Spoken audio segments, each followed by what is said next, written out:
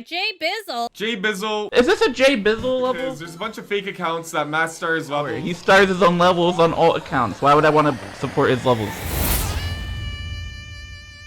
With Reddit threads constantly bashing him, rumors about him spread like wildfire, spinning his reputation around until it corroded into a jumbled mess of what it used to be. It's safe to say when people of our community think of J-Bizzle, it's not usually positive thoughts. But there has to be a reason why. Does J-Bizzle deserve the hate that he's gotten? Or is this another pointless game of telephone? To understand why J-Bizzle was so detested and abhorred in the Mario Maker community, we must first understand his history and who he is. I'm Luigi Tanuki, and this is the story of J-Bizzle, Mario Maker's most hated player.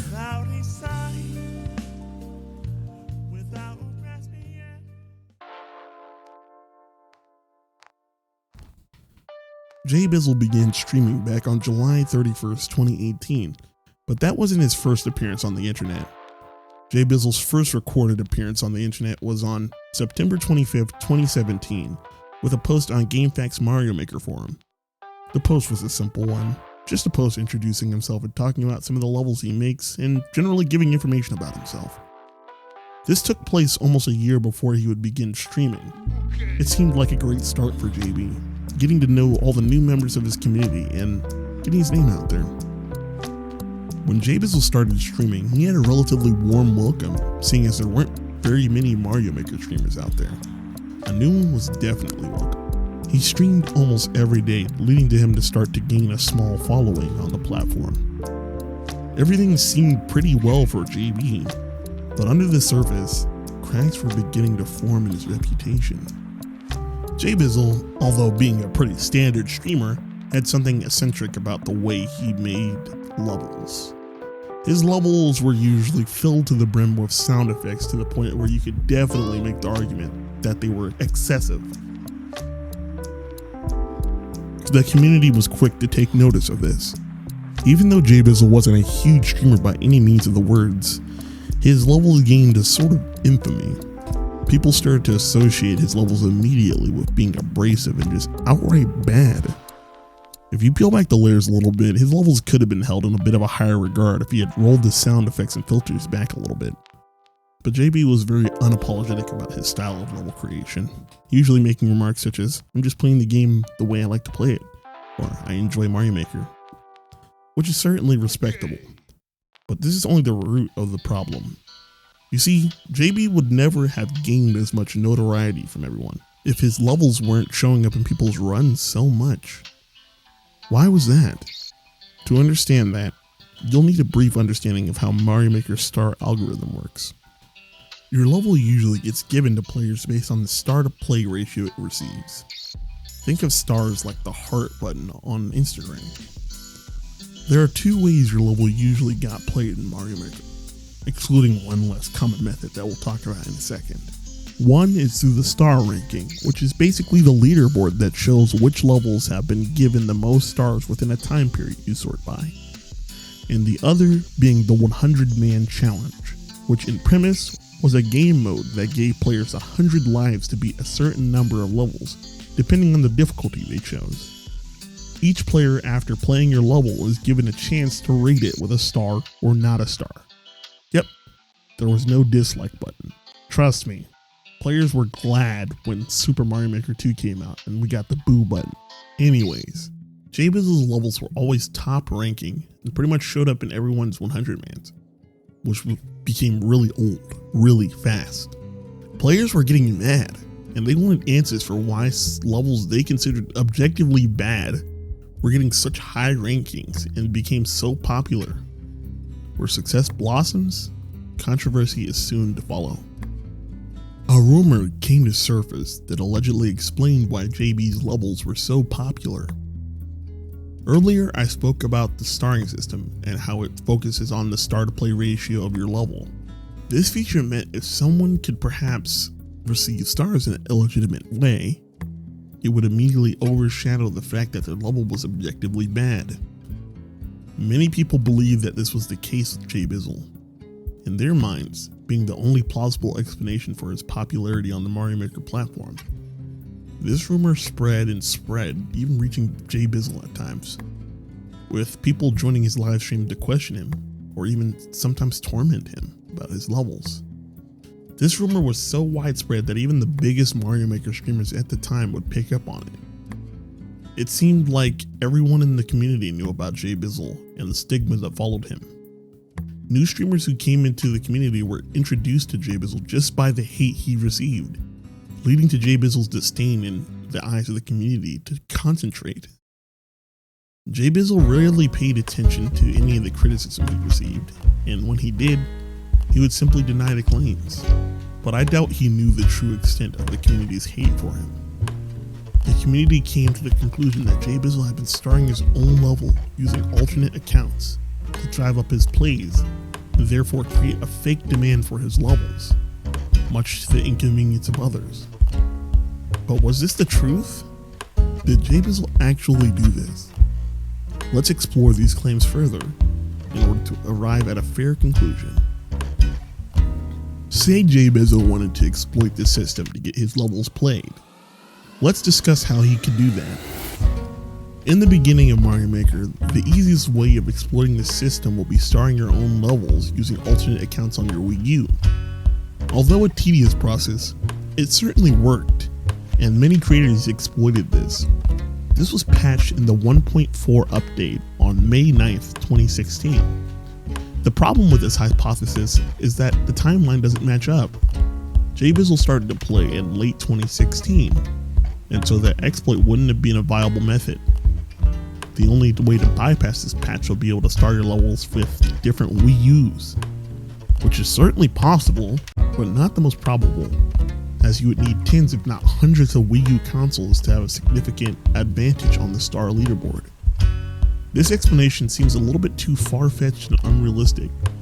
Circumventing the wall Nintendo put in place was practically impossible. Another explanation would be that J-Bizzle could have gotten his friends to star his levels, which would certainly explain why his star-to-play ratio was so high. He did still have quite a few friends on the platform despite his infamy. He was decently popular on Twitch as well, and certainly had a few friends that could help him out. This explanation doesn't seem too far-fetched, but you would need a lot of friends to actually tip the ratio in a significant way. Instead, I have another explanation very similar to this, which seems to fill in the gaps that this explanation leaves behind. It all has to do with J-Bizzle's playstyle, and his unusual method of enjoying Mario Maker. Mario Maker streamers predominantly did one of two types of streams at the time. One was playing their viewers' levels, and the other was 100-man runs. J-Bizzle didn't fall into either one of these categories. He instead had a routine of playing other people's levels on binge, going into their profiles, and playing all their levels. He also starred every level he played. It's certainly reasonable speculation to think that a good chunk of people that J-Bizzle has played levels from would go back and play some of his levels.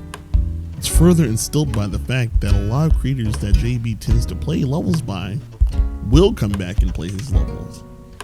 Many people believe that this is probably the actual situation behind JB's popularity, and have pointed out such, but have overall been overlooked by the players who have taken the other explanation at face value. But there's one more piece of the story that's vital to getting the full picture of the situation. Is this merely a side effect of J-Bizzle's unusual playstyle? Or could this be a calculated effort to project his levels to the top of the leaderboards, also known as star farming?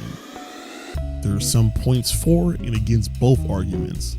The best we can do is speculate and draw a conclusion that makes the most sense to all of us. That being said, I will be as unbiased as possible with the information given and merely present it so that we can be as fair as possible to everyone, including J-Bizzle. Feel free to use the comments as a platform of discussion and see how others' opinions may differ from yours. With that being said, let's do this. First, let's list a few arguments for JB's case, and then we'll talk about some against. A huge point of discussion is the fact that J-Bizzle has been able to replicate some of his success in Mario Maker 2, with the implementation of the boo system. That's a high order, especially for someone like J-Bizzle, who already has a reputation so bad that most people would automatically boo his levels and skip them, causing him to lose a lot of maker points. Although his levels weren't as prominent in the algorithm, they were still popular nonetheless. Another point that I think is often overlooked despite it being extremely vital to the argument for and against him is that people actually enjoyed J-Bizzle's levels and were still supporting him throughout all this infamy. J-Bizzle still had a fan base. People like Keiichi, The Beast, and many others still supported him. I believe a misconception is that J-Bizzle's fan base is mostly children, but from what I've seen, most of the people around him are adults. It's not entirely fair to say that people aren't enjoying his levels because there are obviously people that do. Another point is that J-Bizzle's also explained many times that he plays to get as many first clears and world records as possible, which could be the case, but again, we have to take that with a grain of salt, but it's certainly a reasonable explanation. Alrighty, let's take a look at some points against J-Bizzle. It's pretty undisputed that some of the people that he's played levels by were star farmers, who have also used alternate accounts. I can't necessarily prove this claim since the Mario Maker bookmark page has gone down, but you'll have to take my word for it. There's definitely a bit of funny business going on with J-Bizzle's likes and plays, unintentionally or not. Secondly, the way that J-Bizzle plays definitely provides the results that a star farmer would want: exposure and plays. JB is on hundreds of people's screens every day, meaning this method of farming would be effective, at least to a point, if someone were trying to drive up their plays, hearts, and overall exposure. My final point against J-Bizzle is a bit of a reach, but it's definitely a piece of information to take in. J-Bizzle hasn't really made any public statements to defend himself, or anything other than denying claims on an individual basis. He's mostly kept quiet. This could be due to J-Bizzle not having social media at all other than GameFAQs, but this can also be a calculated attempt to avoid confrontation. If I were being accused of something this serious, I would make a strong effort to prove my innocence and clear my name. This point is just speculation, but it's very important to think of most angles the situation can be seen from. There are plenty more points to this argument and countless conclusions that we can come to, but I think the most important part of this, and the reason that I'm making this video, is to shine a light on this and challenge the way people think. In any situation, the best way to formulate an opinion and find truth is to look at the full situation and do hands-on research, not just look at other people's opinions. Although it's a good idea to get other people's opinions to get a full picture of the situation, it can get really muddy and blurry really quickly. In conclusion, I believe that as a community, we've been very biased and unfair to J-Bizzle, and we've allowed a rumor to really warp our opinions and exile a member of our community that could very well be innocent.